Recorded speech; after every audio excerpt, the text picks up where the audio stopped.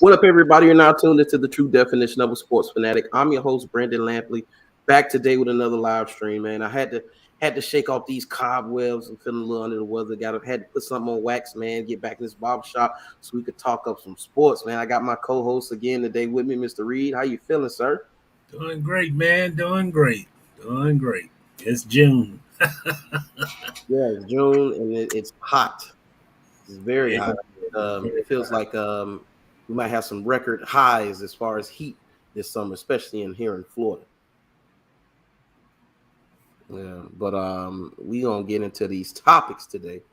See, first and foremost, gotta talk about Mr. Chef Curry dropping 43 points, and that Steph Curry did what we've always seen him do. Um, you know, and then he did it, with flair, just like Steph Curry can do. But he dropped 43 points. I think he did 43, 9, and 6. I think, if I'm not mistaken, I think he may have had a double double, close to a triple double. But as soon as he had this game, you had the people coming out. I seen somebody say he's carrying this Warriors team like LeBron carried the 2018 Cavaliers. And hey, somebody pulled up a graphic and it's like, are you serious right now? I said the talent on this Golden State team, dude, is far superior to any team Cleveland has had except for 2016.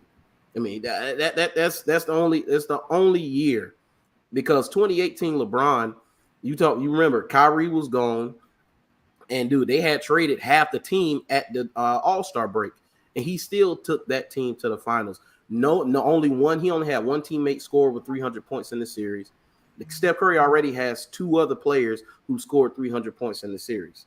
Now, I will say this, I will give him a bit of a mulligan because he has to deal with Draymond Green running around for exercise. Oh man. So you say running around for exercise, huh? Dog, he out there playing football and just pushing people in the chest. Yeah, it's not been a good series for Draymond. I mean, he can't shoot. He ain't grabbing rebounds. He's knocking guys over, running into guys.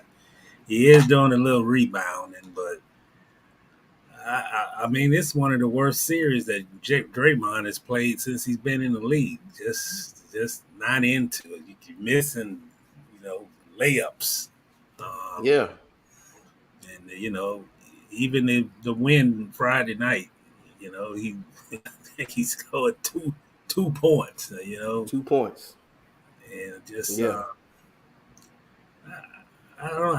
I can't pinpoint what the issue is, man. I think sometimes I think that Curry. I mean, I think that they want him to be aggressive. I Yeah. think he gets overly aggressive, and then I think he get taken out of the game arguing with the refs. It's like he don't look as quick on his feet on defense, even though it's tough matchups with this Celtics team in the post. Robert Williams is killing him. Yeah, he just don't look like Draymond. I don't know. He look like he's distracted. He looks like he's not in a flow with the team, and it just seems like he's out of his element, and he's out of. It just don't seem like he's mentally into it. You can't go around fussing with the officials, and then you bullying the players. I mean, you can't play that style of basketball, man. I don't think that those Yeah. officials gonna. And I think they've been lenient because I believe in two of the games he could have got, a second technical just for talking back to the official. Oh yeah, when he fouled out the other night, I said, "Yo, when they going to throw him out?" He was talking too much for me. I was like, if I was they only giving him grace because he's Draymond. But as soon as you fouled out, and I would have gave him one, all right, two, okay, sir, you out of here, and I would have teed him up and threw him out, and wouldn't have cared about whether he got a suspension because I'm sure he's close to getting suspended on the amount of technicals he has. But for him to be able to just berate the officials, I'm on the Rasheed Wallace bandwagon. Like how when Rasheed Wallace used to get thrown out of games, got thrown out of the game because he looked at the ref wrong. He didn't even say nothing. I know. And he was like, "Oh, he know what he's doing." He's chirping, and I don't know. I just seem like Draymond is out of his element. I what you said about Curry. It's just almost like he's been like a savior more so than anything. Yeah. I don't like some of that match. I mean, I thought that in the game Friday night, it was another one of those seesaw games, and I just think that Boston just didn't play well, particularly in the fourth quarter. Too many And jump shots in the fourth. too many jump shots, too many forced passes. Yeah. Really not in a flow at all. And they trademark defense, and you can't give. I mean, you can't give Steph open shots, no matter what, or allow him to drive to the basket. And I just, Yeah. a Celtic team scoring 19 points in the fourth quarter.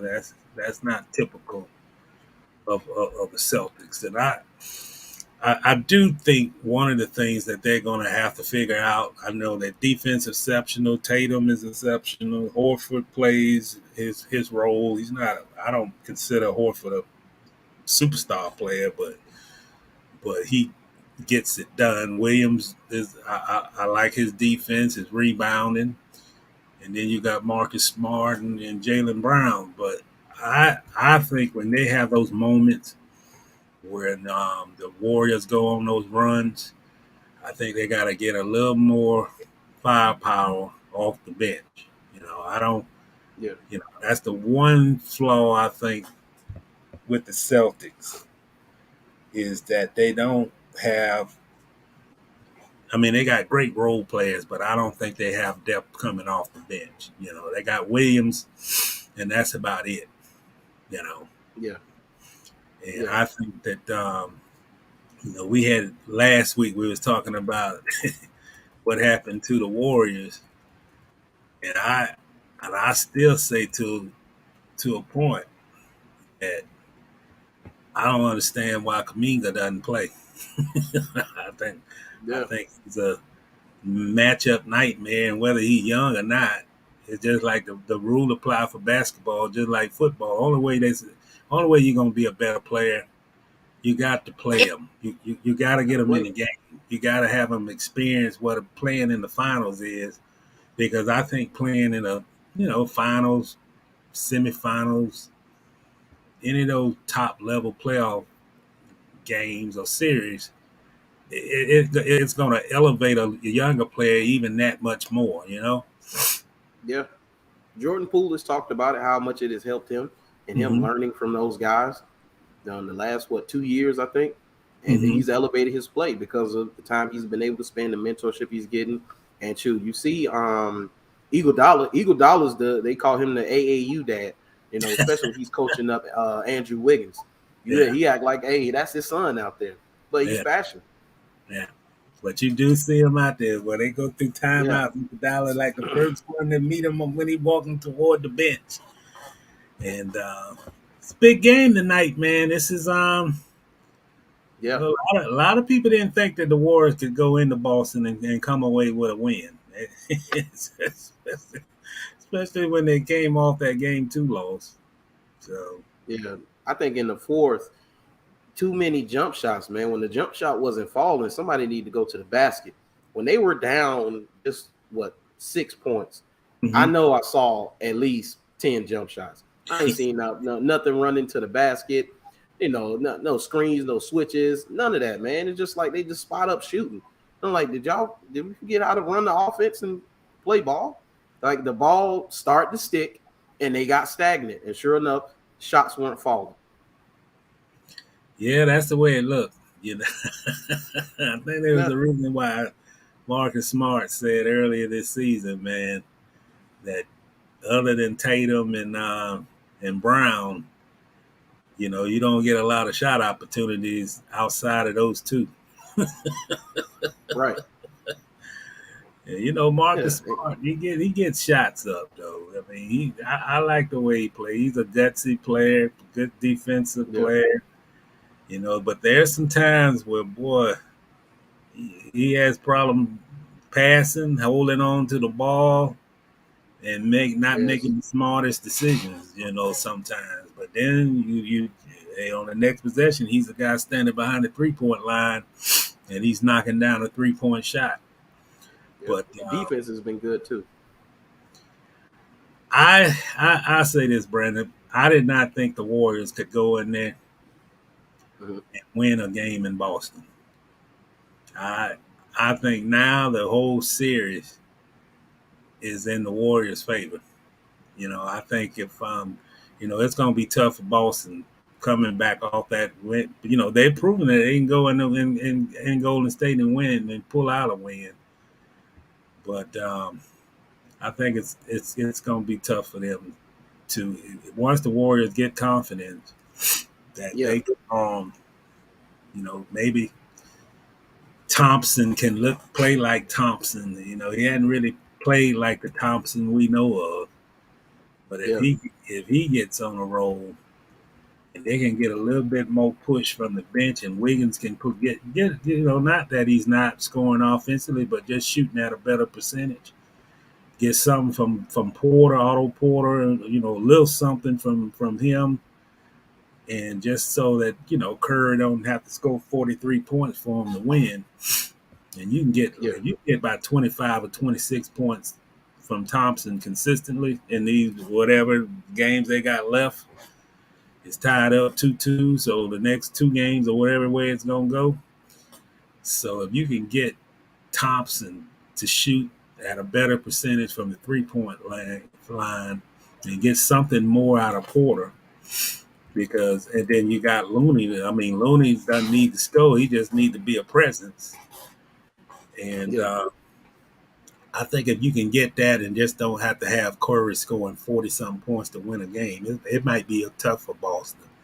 And I think that's the one thing that's a strength of the Warriors is they got a great coaching staff, man. They stick with the system, but they make a lot of adjustments. It ain't just overhaul adjustments. It's like where the ball being set at, where they're setting the offense, and when they're coming down, moving screens and getting better situations for Curry to get that space. Because I thought in game 1, I've never seen the Warriors not get separation to get up shots, and the way that the Boston was playing them up close, that like a guy like particularly like Klay Thompson. If he don't have space between the defender, he's not comfortable shooting. He'll take the shot, but it's hard to get a rhythm when a defender is straight up on you, and you getting a set shot, but you taking a shot with a hand in your face. And at game 1, man, Boston played them probably better than any team that played them since they've been in the finals. But it didn't continue because you have a coach who knows how to make adjustments, and you got a team that they move without the basketball. They get their shots that they continue to run, and sometimes they run you ragged. And it's just hard to stay with that type of intensity on defense where you up in their face for the whole 48, the whole game. And that's the thing about this Warriors team, man. And Steve Kerr is a guy that he doesn't overhaul, he doesn't overcoach, but he finds ways that they get the 3-point shot that they want, And a lot of times they get it and it's not contested. And if they can get shots up like that, and Klay particularly can get shots up and not be, so many contested shots where he's taking shots, trying to take shots over Tatum and guys like that. Yeah. Because, it's hard. You got to come down the floor and guard a guy like Tatum and then come back down the floor on offense and then got to shoot over him. So, they find a way. What up, cuz?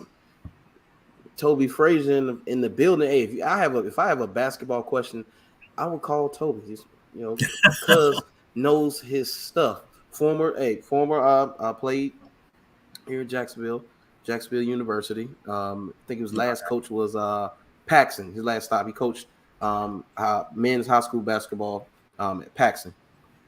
So, but he's retired now. He said Boston's shot selection is helping Golden State. Tatum and Brown can't resist the temptation to shoot those tough shots versus going to the basket. I said that. They're going to win this series. They got to give up some of those threes and attack the basket. If you can't get the shot, then you can at least get to the free throw line. And it's slow. It was maddening to watch that. Yeah. Yeah. It was maddening to watch that because every time they clanged the rim, it gave the Warriors opportunity, and all he did was push the pace. After every miss, it seemed like the momentum built, and they pushed the pace. And on the other side, you got Steph Curry. Steph Curry shouldn't have over 35 points in this next game. And if he do, he better get it on like 25 or 26 shots. And you he can't be and you got to be physical with him. You can't have just like the play you got on the background.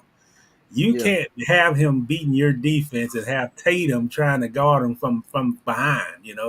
You got the front. You got to have your big. You got to have Williams or somebody protecting the rim. They got nobody, and even in that picture there, they got nobody protecting the rim.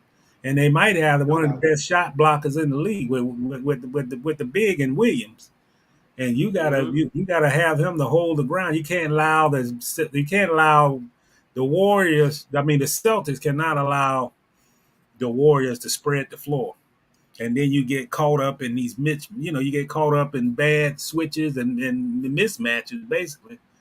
And I don't think Tatum should be the guy that guards Steph.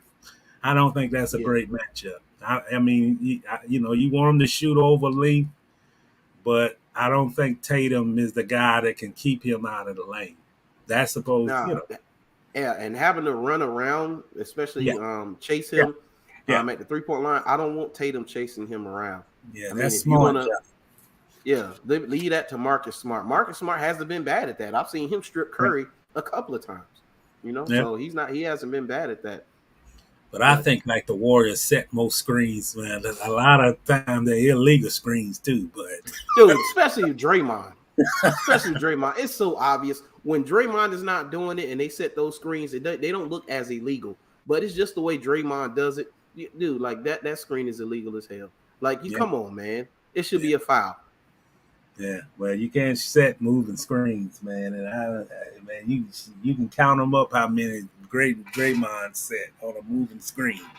Got to have your feet set to set the screen. And I swear he'll just turn around and just bump into the guy. I watched him pushing people in the chest like he was pass blocking. I said, are you serious right now? And all he did was they stepped behind him and shoot the shot. Yeah, I don't know. It just seems like he's not in tune, man. It just seems like he distracted outside of the series or something. And it just seems like he wants to get, I know he was talking crap that he wanted Boston, so that might have something to do with it, trying to live up to the words or something. I don't know what it is. But he just seems like he can't get into offensive rhythm no matter what. If you can't make a bunny shot, you right under the basket. Oh, my God, the missed layups. The missed layups, the open jump shots. I mean, they literally giving them shots, and he still can't make it. Every time he touched the ball, you hear the crowd tell, shoot it. The Boston crowd, shoot it. Every time he touched the ball. Talking about, Draymond need to be back in Draymond that was in the Cleveland series in the 7th game or whatever. Hey, JJ Redick said that he's no longer a scorer. He's never really been a scorer, but he's no longer a scorer. And it's not going to improve. He's not going to be a scorer going forward. He's not a scorer. He looks a little bit like Father Time is coming in. yeah, it do. Yes, it do. But in other news, during Game 4 of the NBA Finals, of course, the eye in the sky is always watching, and so people are very interested in the woman that was with Dell Curry. So, when I saw this, I was like, oh, just somebody he knows.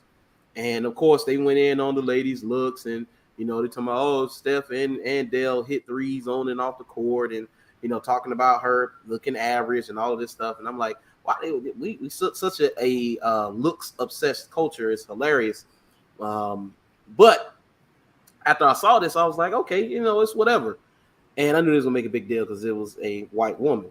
But what made this even more interesting is who this woman used to be married to. So as you know, that's Dell Curry, and that's the lady he was with the other night. And this is Steven Johnson and Sonia Curry, Dale's ex-wife. And Steven Johnson was a college teammate and friend of Dell Curry. And he was with them when they went to Virginia Tech. So there's some shadiness with that, right? But if you look at the man in this photo and the lady in this previous photo, there's a photo of them together. And bam, there it is. They used to be married. So all they did was wife swap. This is hilarious to me, man. Absolutely hilarious. Hey, Dale's like, I'm living my best life. Hey, you done already took your pound of flesh, but hey, anything you can do, I can do better.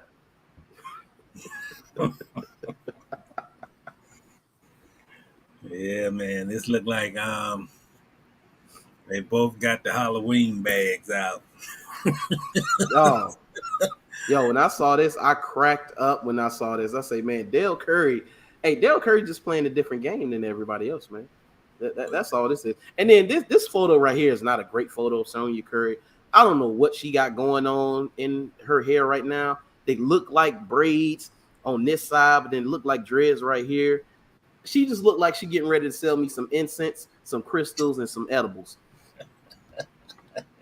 Yeah, Hey, she like she gonna have on a good photograph of her, man. hey, she look like she gonna put on a flowing dashiki and pray to the sun in about 20 minutes. But you know what, man? I tell you what, I don't know their business, so I'm gonna talk Right. like I think I know a little bit about their business. I think this is a classic of you hurt me, I hurt you back. I think that's what this is. You know, they might Yeah. still be in love with each other and all that, but sometimes, man, when a marriage go off the rails, there's a lot of hurt. There's a lot of addition of the hurt, and they won't. It's almost like you sticking that fork, to try to get some pain, and you Mm-hmm. like Dale don't want to. I mean, this from a man view. Dale know that the cameras is on his ex-wife. You know, Yeah.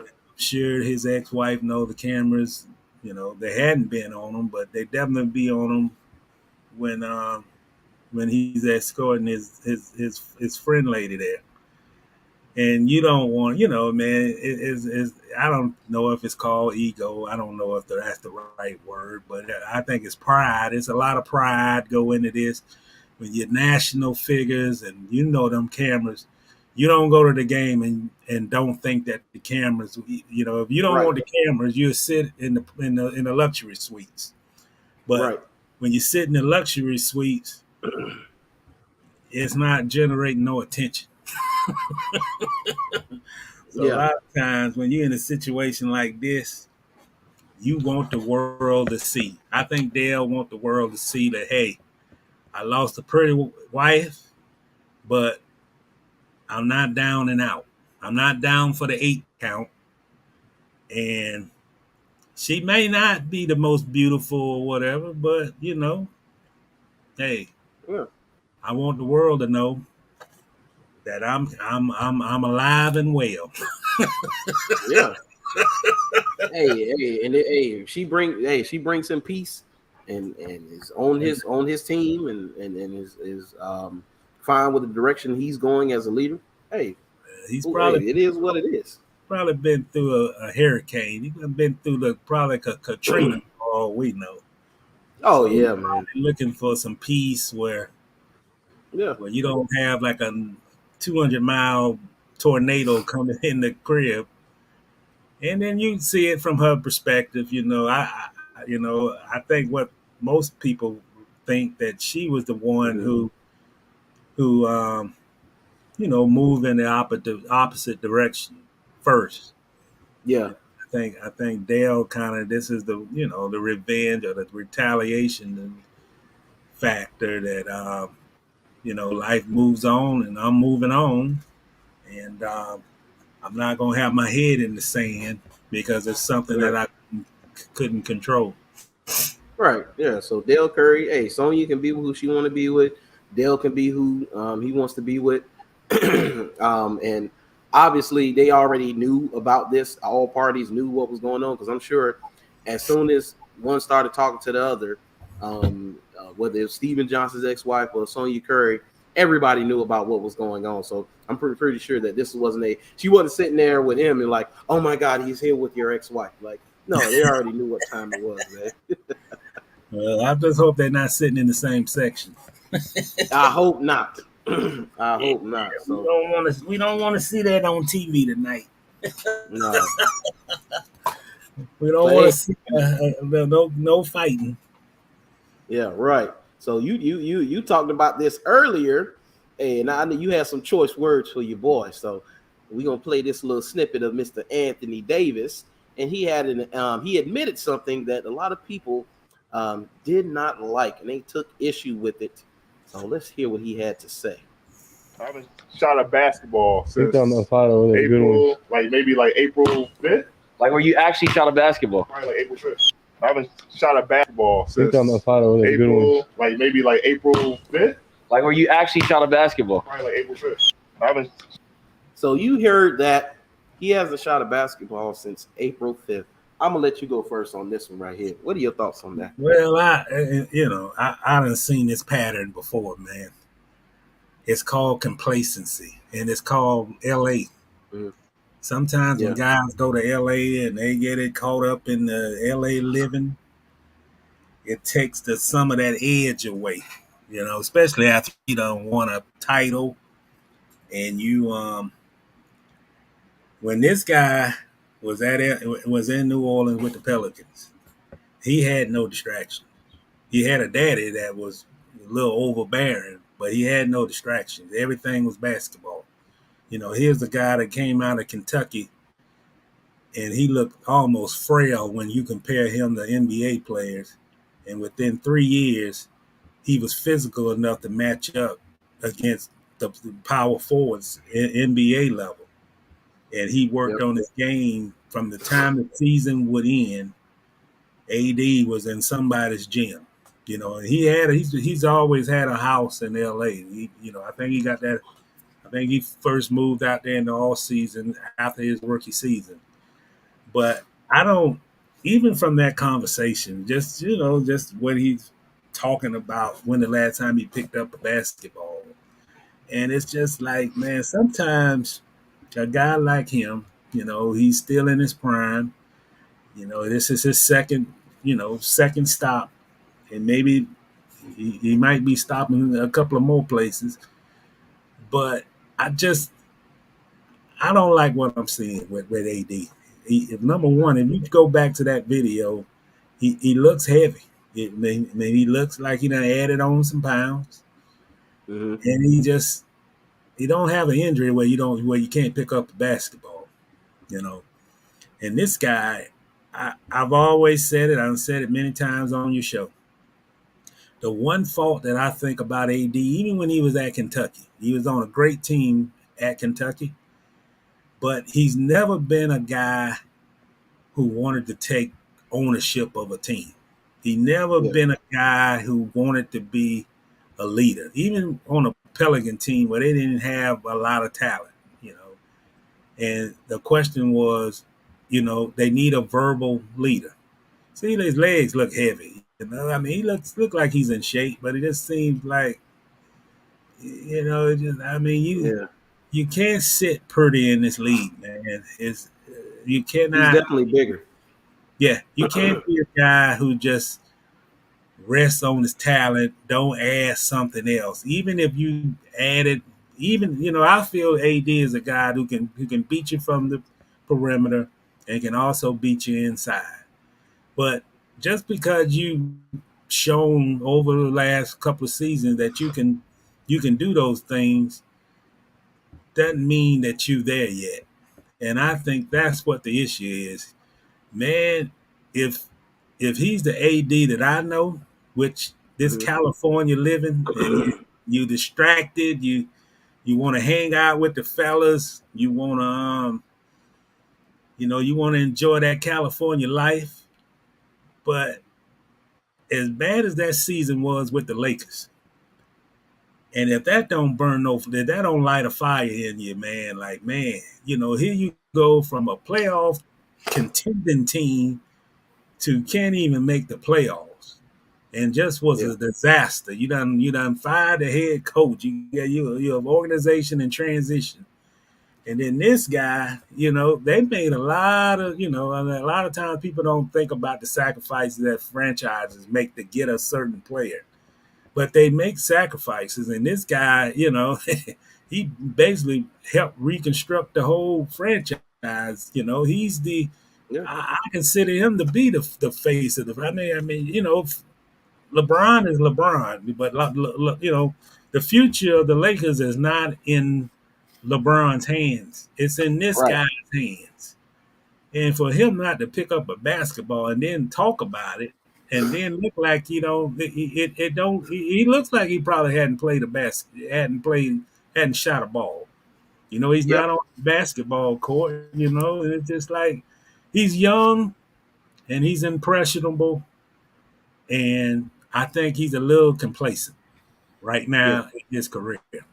And he's got to find, maybe he needs to get his dad back in his life again. I don't know what's going on, but he's got to get back to the AD where people doubted him, coming in the NBA, everybody thought he was just more of a defensive player. They didn't think he had offensive skills.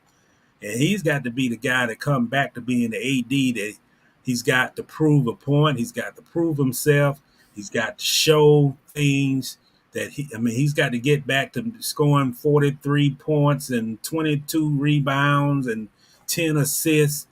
He's got to be that AD again who can take over and stop being a facilitator and stop sitting behind LeBron. LeBron done had his career. He done won championships. This guy here, some people, I ain't going to put it on some people. I think the championship they won got an asterisk behind it. I mean, they were in a bubble. They didn't go play in somebody else's arena like what's going on tonight with Boston at Golden State. It's a difference when you got to travel from Boston to L.A., and that team that he was on didn't have to travel to L.A. to Miami and play the Heat in Miami. They played them in a bubble in Orlando. And for a guy that's feel, satisfied with one title and got a ring, which, all NBA players want a ring. But if that's if that's the height of his career, then he's going to be a disappointment until he retires, because he's got to get that edge back. I don't think he got the edge, Brandon. It looked like he done lost some of the edge. Yeah, man. Just looking at this still of him, he looks like to me. He looks like Trayvon Walker. And Trayvon Walker is 275. And trust me, there's no slide on Trayvon. Trayvon look like he's chiseled out of stone. But he doesn't look like an NBA power forward. He looks like an NFL tight end or defensive end. That's what he looks like here. And this is the whole thing with mindset and what makes certain players great. And people think, he had a 45-inch vertical, limitless range, got handles, got this and got that. What's the mindset? What is his mindset? Brady wouldn't be as great as he is without his mindset, because we all know Brady is not the most gifted athlete to ever walk the earth. He's probably average as far as athletes concerned. The regular American walk around can't compete. But as far as a room full of athletes, he's probably an average athlete. But his mindset is above and beyond. It's the same mindset that Michael Jordan had, the same mindset that Kobe had. If I'm the franchise, if I'm the Lakers right now, this bothers me. It does. And it's because even if that's the case, I'm not, your off-season routine and what you do, I'm not prying on what you do. You do what you do. I don't want to hear this stuff. I don't want to hear this. Kobe Bryant would have never said this, even if that was true. He would have never said it. LeBron is never going to say that. Michael Jordan is never going to say that. The greats, they're not going to say this. And like you said, it's probably that LA living. He's comfortable. They already got a chip. You know, it's like whatever. But if I've leveraged my future and put a ridiculous amount of resources into Anthony Davis. This isn't what I want to hear from him. And he's got, I mean, to be honest, he didn't have a great season even before he got hurt. And he's got to get back being a dominant, because a guy in Milwaukee, I'm guaranteeing he ain't saying on a YouTube video that he ain't picked up a basketball since April. I mean, that guy is working my Jan. Yeah. No, Jan is out working. Yeah. Yeah, he's out working. And they almost came in the league together, you know. But that's what you have to do, man. You know what I think AD needs? Every great player needs a rival. I don't think he has a rival. I don't think he has somebody who can just, if he's not on his A game, he can get embarrassed. I don't think he's got a rival. I would, Jan could be that, but I don't, I don't know. I don't think it's at that point where they see each other as rivals. No, and then even with, like, let's say somebody like Jokic. I mean, right now, a matchup between him and Jokic's going to win majority of those anyway. I mean, so especially now. I mean, and what Embiid? But that's what Embiid. But that's what he needs to get motivated. I mean, sometimes if you do things and you done been playing at a high level a long time, you do lose some of the edge. You do lose some of the motivation. But that's why they play the game for championships, because you never get tired of winning championships. And this guy got to realize they didn't bring him to L.A. to enjoy Malibu Beach. You know, they brought him in L.A. to win some titles again, you know. I mean, the same reason why the Lakers brought Magic in. I mean, they don't bring superstars and pay that kind of money just for them to enjoy the lifestyle in L.A. So, in a short word, that means that he needs to be at a UCLA where they play those games. I mean, they play better basketball in UCLA in the summertime than they do in any NBA gym, because all the NBA players are there. And that's where he needs to spend summer days at to redefine. It ain't just, I mean, I don't think he's lost his skill set. You know, he hadn't lost his skill set, but I think he's lost his edge. I don't think he got the hunger. I don't think he's got that fire, you know. As they say, he don't have that dog in it, you know. He better read it. Yeah, and the Lakers. The Lakers brought him to LA to be an attraction, not a tourist. Exactly. And that's what a lot of those guys do, like James Harden. He want to be a tourist. No, we brought you to our city to make you an attraction so people will come see you. That's what we want to do. AD's supposed to be an all-star. AD wasn't on the all-star team last year. That should be motivation in itself right there. Didn't even make the all-star team. You know? Bad basketball team. You know, didn't even have a winning record.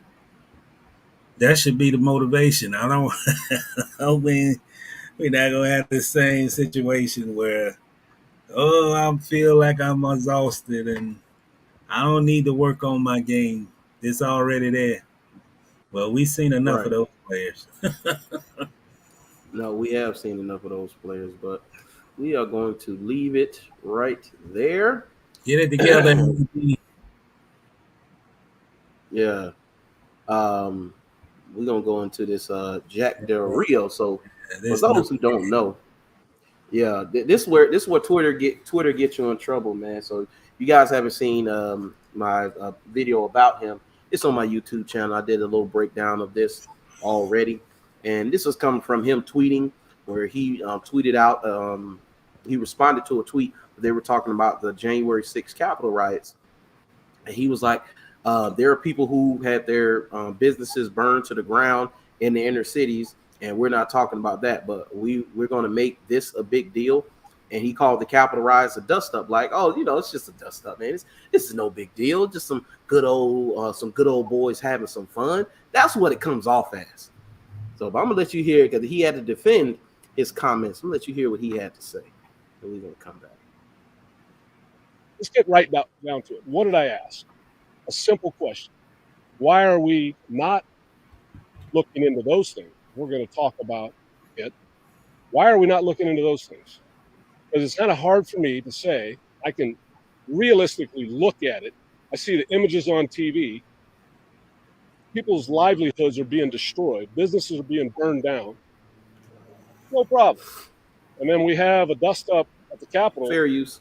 Well, there's nothing burned down. And we're not going to talk about, we're going to make that a major deal. I just think we've got two standards. And if we apply the same standard and we're going to be reasonable with each other, let's have a discussion. Now, see, my initial thoughts, and when I saw this and I heard this, I didn't go the route of very quickly, Jack Del Rio's, this is racist, and he's talking about black people, and, they're just so terrible. No, that's not where I first went, because this didn't come off as necessarily racist to me. What this came off to me is classist and elitist, because even with those people who burned down, people's businesses during the riots after George Floyd's murder, there were whites in those riots as well. But those whites were the poor whites, and that's what he's talking about. He's talking about the poor, basically. Now, there could be some racial undertones in that, for sure, of course. I'm not going to argue that. But what I heard mostly was these people, these poor people out here destroying people's property, and those good old boys who went to the Capitol riots, nobody burned anything down. Nobody tore nothing up. It was easily replaced. Just a little dust up. It's not that big a deal. But the problem with it is that, okay, you could bring attention to people getting their stuff burned down and losing their livelihoods. No issue with that. Nobody's going to push back against that. You're not making rebuttals. You're not finding $100,000 and people calling for your job. That's just what you want to talk about. But you calling the Capitol 6 riots a dust up, my biggest issue with that is like, if this happens any other place, those people don't walk out of those doors. The fact that we're talking about it lets you know where we are as an American, because we're talking about it. Because you go to North Korea and do something like that, you think those people walking out of there with their lives? Most likely not. So it's not just a dust up. This was treason. This was an attempted coup. Is what this was, and it should be treated as such. Brandon, I love history. And Mr. Jack Del Rio is a perfect example of what's wrong with this country. And I'll make it real simple. And I can go back to those riots, and I can go back and watch CNN. Every town didn't burn, okay? That's the first generalization. That's what he's doing. He's generalizing. They paint I don't want to say they, so I'm not going to try to be a racist, talk in a racist tone. But generalizations has been a problem in this country for a long time. Generalizations is when you paint the brush of the riot. It's not rioting. It was picket. It was on the streets, and it was called social injustice, and they wanted to be heard. A lot of times when the marchers was on the streets, like in Seattle and Portland, those marchers was being beaten by this goon squad that Trump had hired as a secret policeman that started a lot of this stuff.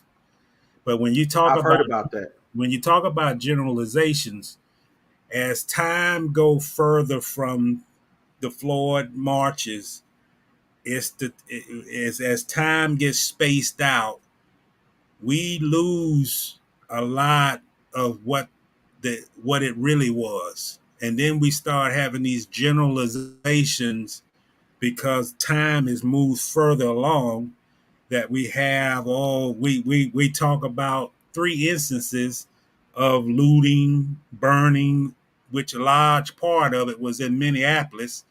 And we generalize it like the whole situation that happened was all about looting and burning. And in reality, that's not true. In every situation, you're going to have some knuckleheads who didn't have anything to do with Black Lives Matter and all that. But there's some bad apples in the bunch. But when you move along in time, it's a generalization that the whole thing was bad. And that's what this knucklehead is trying to portray, that the only thing that happened after George Floyd protests was that we're just looting, burning down buildings, and just everything out of whack. And that's not exactly how it happened in every city. I mean, what he should have said is that the reason, people were sick and tired at that time of police brutality and nothing being done about it. And when they marched on the streets, a lot of it was started by, if it was created by confrontations when they wasn't doing anything but marching in the street, Yeah. But he fails to say that, and then come on, it don't even need to be repeated that wasn't a dust up. Go ask the Capitol Police, who policemen getting brutalized, getting arms tore off and getting stuck in the chest with flags, and that's not a dust up. That's actually it was worse than some of these marches. But this is a guy who wants America to be the way he wants America to be. It's supposed to be one side this way and one side this way. And when this side gets sick and tired and they can go through their constitutional right, which is, protesting is legal. You have a right of speech, but that's wrong from his viewpoint. But when you can have a guy go and a whole Trump supporters can go march on the Capitol, try to take it over, and then try to change an election that was already decided, then there's no way in the world this guy, and I'm going to say it on record, there's no way in the world Jack Del Rio should be still coaching this football team.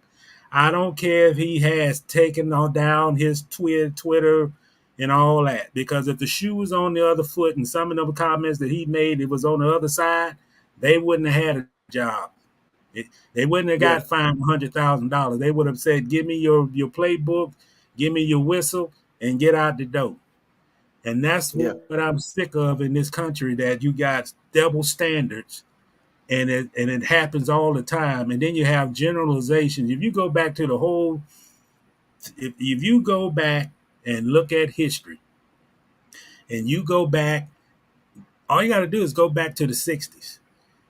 If you have Jack Del Rio tell you the history of the 60s, well, Malcolm X, and they had all these malcontents who didn't love the country. You have Muhammad Ali, who didn't want to go fight in Vietnam, and you have all these, dissenters and whatever they, just didn't love their country. But those dissenters is probably what he's saying are the people who really had an impact on changing. If it wasn't for Martin Luther King in the 60s, Lord knows where we'll be at as a country, But it takes, in order for progress to happen, in order for change to happen, it takes a lot of things that may not look right on TV, but it's the impact afterwards that changes thinking. It changes, it makes legislatures in Washington to sit down in Congress and say that we need to change these laws. If George Floyd probably didn't get killed by that police cop, who knows what would have happened in Brunswick and some other things that's changing.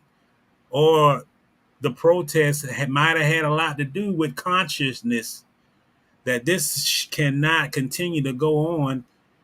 And if that consciousness hadn't been awakened by these protests, who knows what would have happened with the cop that killed George Floyd. I mean, I'm not speculating and saying that, the protests had something to do with a guilty verdict, But in this country, in this time, sometimes it takes rational things to change things. Things Yeah. that if you go back to the race riots of Watts in the '60s and different, there was a lot of riots in the '60s, but they Yeah. wasn't rioting just because the food prices was high or the gas prices was high. They were rioting for reasons that they felt at that time, and it still goes back to social injustice. It goes back to, like in LA, that there were one rule that you know you would get picked up by the police for minor instances. You could have like a broken tail light and you would go to jail. And Mm. you you have at some point, you know, you have to expose things for what they are. Sometimes you can't sit quiet, or call up your legislature and say, we got this problem in our city and we need help in Washington. And then the only thing you hear is a hollow voice on the other end of the phone and no action being taken. And that Yeah. sometimes in this world, you have to go to the streets. I'm not condoning that. There's no way in the world that there should be looters, there should be rioters that damage buildings, or none of that. But you can't control. There are going to be some people, no matter what side you on, they're gonna overdo it. They overdid it on his side with his dust up. They went overboard. Yeah. They did. Yeah, because like even with him saying what he said, the response he's gotten, it's people who a lot of people who went overboard, and they do that for a reason. I said this is that black people in general, this shouldn't bother you. This shouldn't upset you, because even with his thinking, his mind, he's not anything new or anybody or anything that you don't know. You're right. So that is what it is. He's what he is. He's going to be that way. His people like him, their children, they're going to be that way. So it is what it is. But the way they get you emotionally tied to stuff like this and help you jump behind their calls, and they care nothing about you while they're doing this, is that they invoke emotion out of you by playing the race card. Because that's the first thing I saw.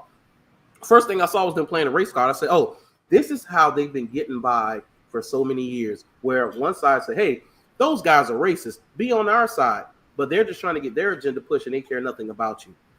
I mean, black people, you got to wake up, man. Those are one of the things you have to understand, is that all of these things, they're trying to further their movement, and they're going to say whatever they can to get you to back them by making you think that, oh yeah, you should be over here with us. You should be. No, man. And like you say, there's nothing. Nobody can sit down with him.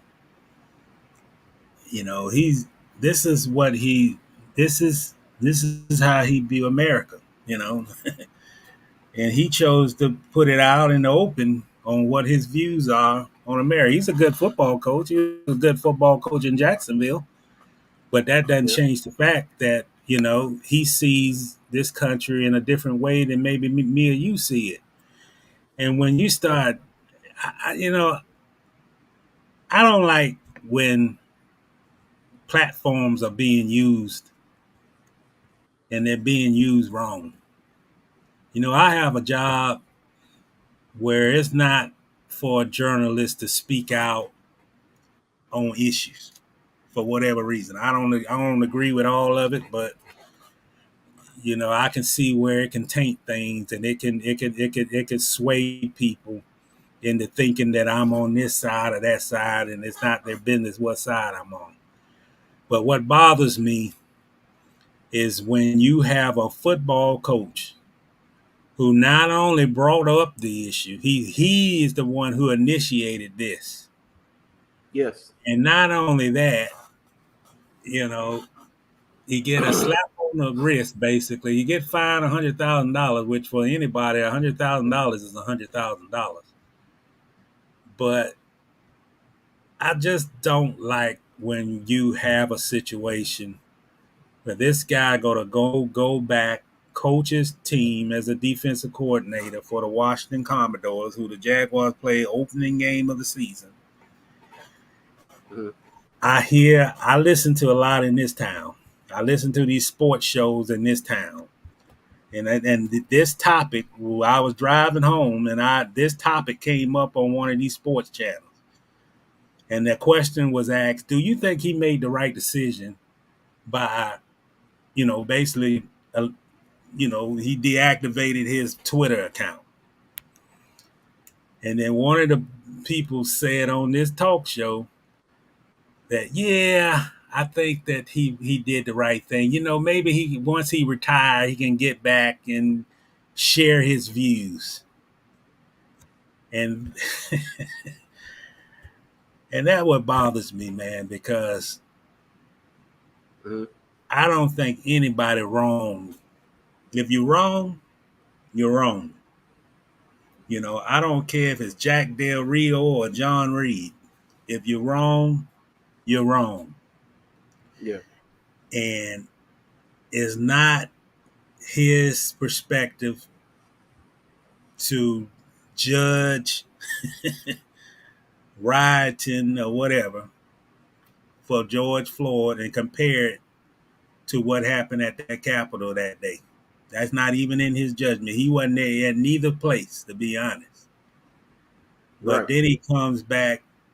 If you're going to apologize for a comment, you apologize. But if you're going to come back and apologize and then stand, you're going to take your stance for what you believe in, then that's where I feel he crossed the line. And that's where I feel like he shouldn't be the defensive coordinator for Washington. Yeah.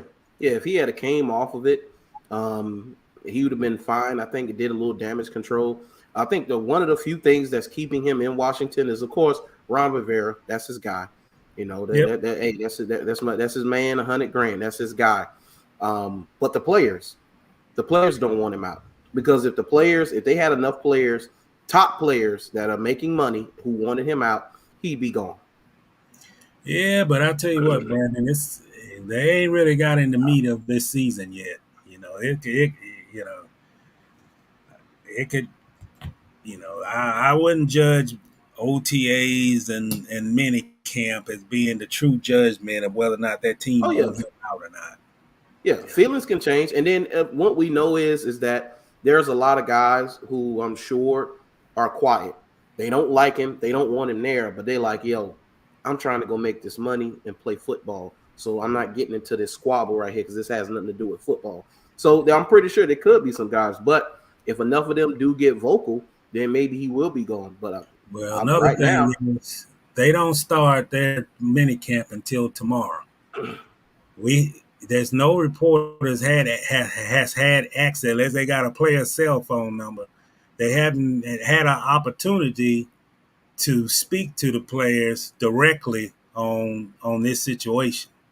Only two players I've seen have spoke out on it. Jonathan Allen has spoke out, and he's doubled down on what he said, because he said, I'm not concerned about that. I'm concerned about him being a football coach. And they asked him again. He basically repeated the same thing. He said, I don't care about that. And Kendall Fuller said that. He said, well, I have no comments on this, and anything feelings I have towards it, I'll express it to Jack Del Rio. So those are only two players I've heard who have said anything about it. And I expect those guys to say that, they're professionals and, they're football players. And if let's say they feel like Jack Del Rio is protected and players don't want to speak out against him because they're the ones can be cut, especially if it's a guy on the bubble. Yeah, but we don't know what's going on at their team facility either. We don't know if they done Jack, if Riviera done had to have a team meeting to squash the storm, or there's something going on internally that's not getting out. That they trying to correct it or sort it out in-house. But I just feel that not the head coach, but the defensive coordinator, I mean, I don't think he did himself no favors. Yeah. Now I will say, I will always fight for the right for people to be able to say be able to express their views and speak their mind. Because the day we start saying that, oh, well, this person can't express their views because they're different, or this person can't express, that's censorship. No, I want you to be able to say whatever you want to say. Now, whatever consequences come back and how people want to react to it or treat you afterwards, that's fair game. But for your ability to be able to say whatever your views are and whatever points you want to make, you should be able to say those things. But you know what, Brandon? They've been saying that. I mean, it's been an uneven balance on what you just said for 300 years. You know, you can't. It ain't that he expressed his right as a citizen to express himself, but you can't condone one side and then throw the other side in the trash can, and then say that you had a dust up, but this other side, right, what they did was totally unacceptable, because that is a sign of racism. When you condone one side and then throw the other one under the bus, that is racism. That you comparing sides, and you can't if both sides are wrong, both sides are wrong. But you can't have a group of people from Trump people go into that Capitol building, try to take it over, and did take it over, hurt and did what they did to police personnel, and call that a dust up, and then call a generalize these protests and say that because some buildings got burned down and some businesses got lost, that's a worse situation. That's not expressing your rights. That's saying, okay, I'm going to condone what this side did, but what the other side did is totally bad. That's where he messed up. Yep. Yeah, that's the issue that he had. And then, too, just do a little research, and you'll see the undercover officers that were in the crowd, how before certain protests, people filmed on the streets where they've had pallets of bricks lined up. Just pallets of bricks out of nowhere. Why are pallets of bricks in the street? You talking about those large pallets on, like they have brought them in with a forklift, had to bring them in with a forklift with bricks. Hundreds of bricks laid on top of each other, wrapped in plastic, and it's lined the streets. Why is that there before a protest? Yeah, because So, you want to talk about protests? Go back to the day that in Washington D.C. they had a peaceful protest. The former president walked a block. I think it was 2 blocks that he walked with a Bible in his hand, and he went to pray at this church, where the peaceful protesters in the designated area where they're supposed to be at was literally moved away from that spot because he wanted to walk to that church. It's just yeah, I remember. But hey, I mean, facts are facts. It ain't general. You got to. That's what I always say. People always got to remember what history is, man. Because when time goes away, a lot of times history get told differently, and it get generalized, and then you hear it becomes a lot of untruths, and then some of the positive steps that was made in that is no longer told, and that's been all throughout history of things like that happening, where the generalization is the worst thing that gets saved, and some of the positive aspects get lost, and that done happen all throughout history. Yeah, so we'll see if he retains his job, because I have a feeling that he may not be there much longer. Even if he just coaches this season. We'll see. Let's see, man, I'm struggling over here.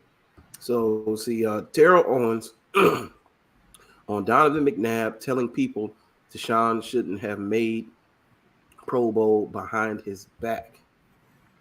So we're going to talk about this. But hold on just a second.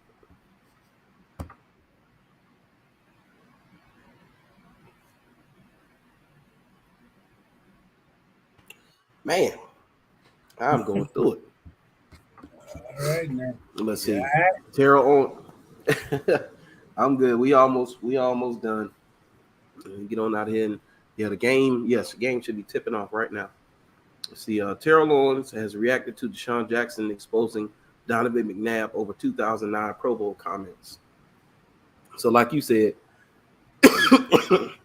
something 10 years ago. This was 2009. Now it's coming back rearing its ugly head. And Deshaun Jackson was talking about this on a podcast.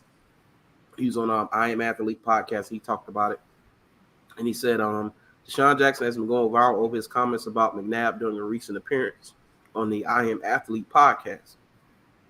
Jackson claimed he heard McNabb tell Michael Vick that he didn't think the wideout deserved a dual selection to the 2009 Pro Bowl. When the ballots came out and they found that I was the first player in NFL history to get elected to start in the Pro Bowl for 2 positions, my starting quarterback tells Michael Vick, damn, I don't think he should have got that. He shouldn't have deserved that. The dynamic playmaker, who's currently a free agent after splitting the 2021 season between the Los Angeles Rams and Las Vegas Raiders, said he never addressed the remarks with McNabb. His comments led one fan to say the quarterback was always jealous of other players getting the spotlight, claiming he couldn't handle Owens' popularity during the 2004-2005 seasons together. Owens agreed. He said, facts, media, front office, they all had his back for whatever reason. He said, right is right, wrong is wrong. Doesn't matter who you are. He got management not to bring me back, but still didn't stop me from producing on the next team. But it still didn't stop him from producing on the next team. In the end, T.O. was right. McNabb was protected by the media. If T.O. and McNabb would shake hands and in their beef after the fight, I would be 100% behind getting in line and getting in the ring to finally settle the score. T.O. has always believed that McNabb has been the driving force behind him being suspended from the Eagles. It cost him another chance at the Super Bowl. T.O. believes that McNabb was jealous at all the love that Owens got in Philly and worked behind the scenes to get him out of there. Multiple Eagle players from the era have sided with T.O. on this. The fact remains they were never as good apart as they were together. If they could have set their differences aside, maybe they could have won a Super Bowl. So, once again, just let sleeping dogs lie. Just let it go. Because Donovan really doesn't speak on it that much. He did not too long ago. I think it was a few years back where he opened his mouth and kind of fanned the flames because he knows that T.O. is still fire hot about this. So he said what he said.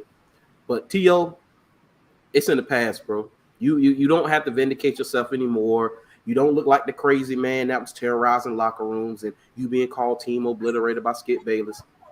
Those days are over, man. We know the truth now. Okay, so you don't have to thump your chest and prove. See, I told you he was hating on me. So you don't have to do that no more. We get it. McNabb is incredibly petty, but so are a lot of players incredibly petty. I'm sure he's had his issues and his complaints and things like that. But you got to let this go.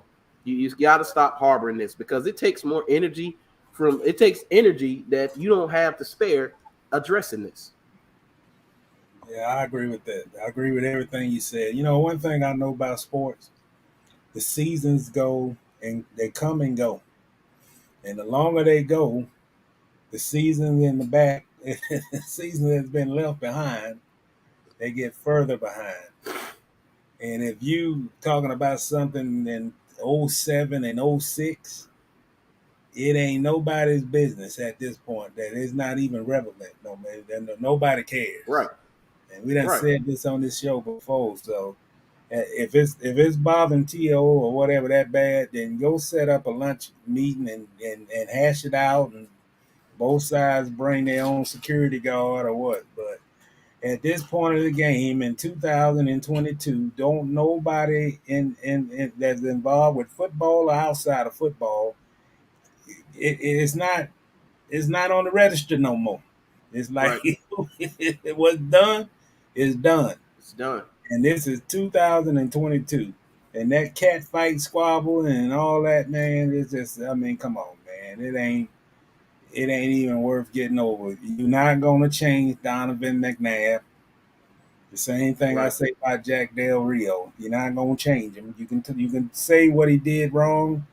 You say what Donovan, his characteristics is wrong, and there's a higher judgment that if it's bad, he'll suffer the consequences in his own way. But it's not going to be by T.O. You can't.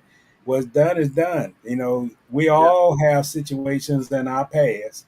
Number one, everybody make mistakes. I mean, what the reality is, everybody make mistakes. Everybody has some character flaws that they're not going to correct, because that's who they are. And you can't talk you can't talk it out of them. It's just a flaw that they have. And it's just amazing to me, though, the guys like T.O., Hall of Fame,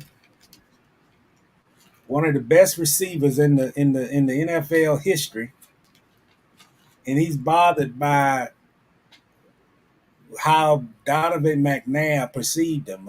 I mean, come on, man. You bigger than that. You in the Hall. Donovan is not in the Hall of Fame. He's not in the Hall. You've done what you've done in your career. That busting cannon ain't never going nowhere. I don't care what Donovan says. It ain't gonna change the fact that you in the Hall. And that's the way it should be at, man. You got to be bigger. A Hall of Famer shouldn't be squawking with no with no Donovan McNabb over something that doesn't happen more, 15 years ago, 12 years ago, whatever it is. I mean, come on, man. This is so much more in life than that. Let it go. Right. Yeah, let it go, man. Let it go. And if you got smoke for anybody, especially Donovan, man, have smoke for the Eagles. They traded you within the division. You know how disrespectful that is? I don't think people understand how disrespectful that is. That's incredibly disrespectful. Hey, if Kyler Murray decides he doesn't want to be in Arizona no more, he's not going in the division. And Lamar Jackson and what he got going on right now, which is him not showing up for camps, and it's most likely it's about money or whatever it is, they'll get it figured out. They're not trading him inside the NFC North, the AFC North. It's not happening. No, but they traded him to the Washington at the time Redskins because they were like, oh yeah, he broke. He can't do that. He can't hurt us. So go ahead, give him to Washington. They want him for whatever reason. They want him, so we're gonna give him to him. And sure enough, this man couldn't throw the ball accurately over 30 yards. He was done. He was done.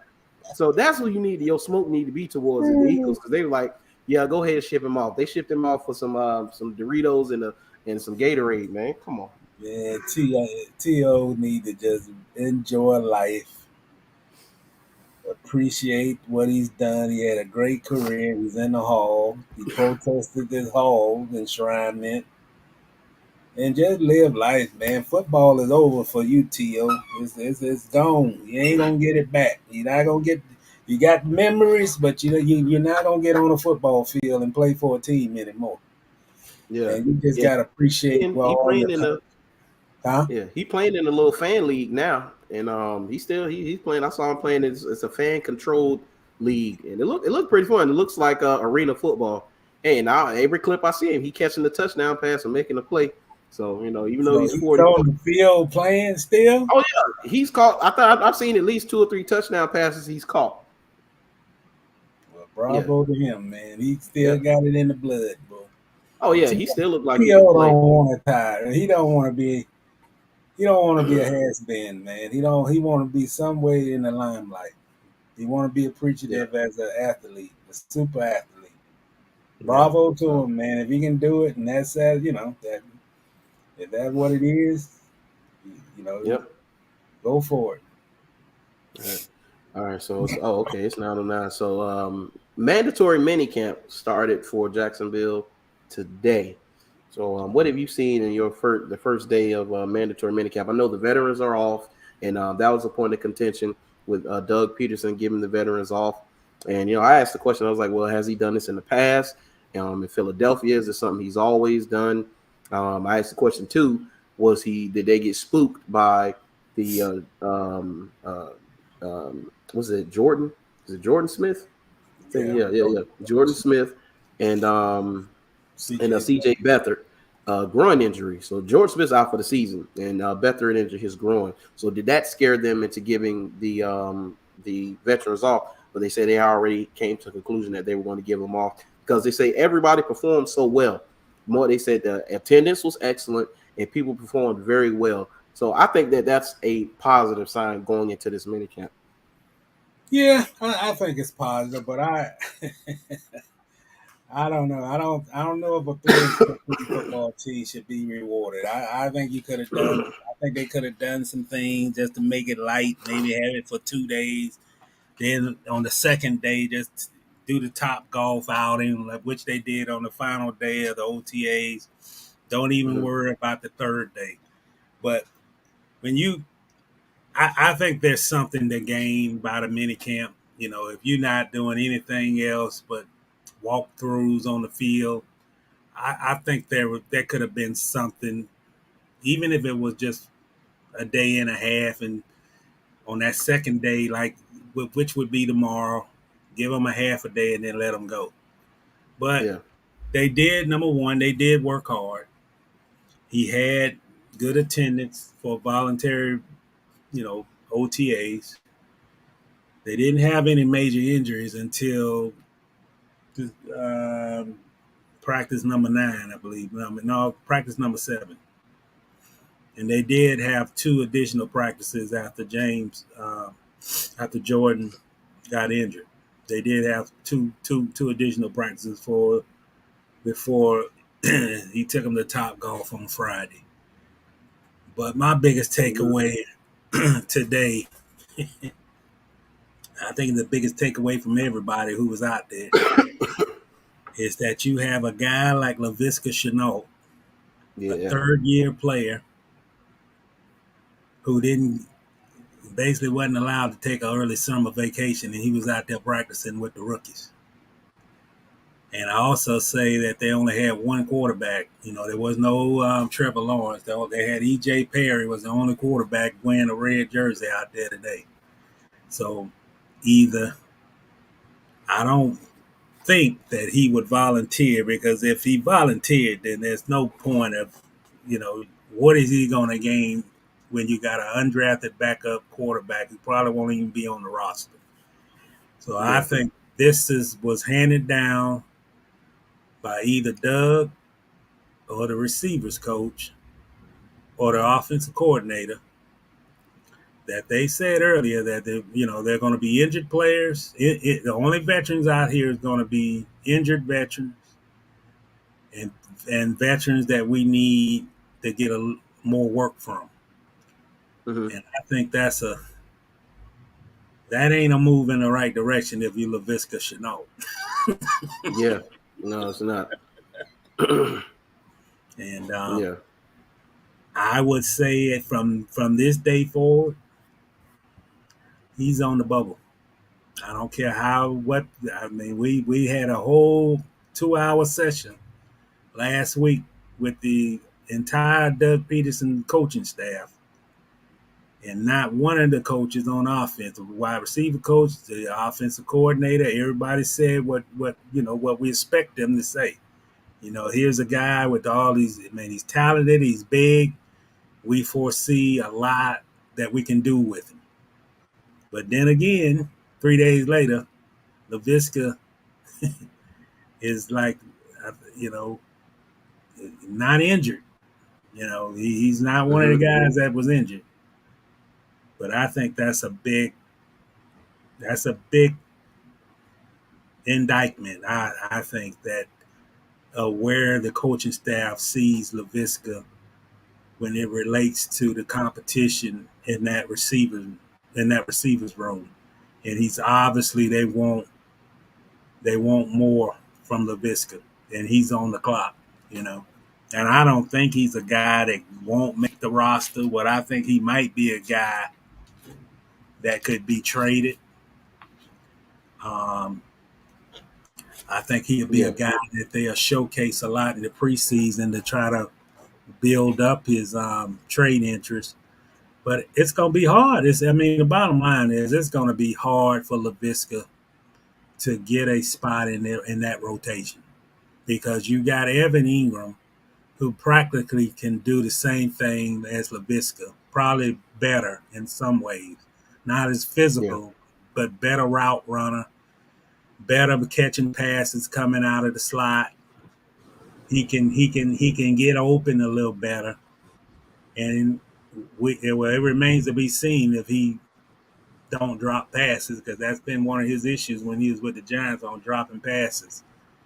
But that's a testament that these coaching staff is telling Laviska that we got to see something from you in order for us to put our trust in you and what we think you can become. They're not basing it on potential. It's been potential for the last 2 years, and from this day forward, it's going to be what if he can produce or not. If he can't produce, then they're going to either cut him or trade him. Yeah, it's going to be simple as that, man. So, I saw. I think you tweeted out, was one of the first people I saw tweeted out him getting some work in on the sideline. And I said, man, that's very strange. And so, of course, the speculation on Jaguars Twitter is he volunteered. That's what everybody's coming to, saying that, he was volunteered. He wants to work on his craft. But I can see that. I can see volunteering. He might be that guy to volunteer, but what is he going to get out of volunteering to be a better receiver when you got E.J. Perry, the only quarterback out there? There's no Trevor Lawrence out there unless he shows up tomorrow. And you just got a bunch of rookie receivers. So what is he going to get out of that? I mean, they're not – the day they practice for 45 minutes. I mean, he can literally call up Trevor if he's still in town, go get Christian Kirk and a couple of receivers, and go to Bishop Kenny somewhere and get some reps in with Trevor, and he'll basically get more out of that than he'll get in this minicamp. But I think Peterson is a smart coach.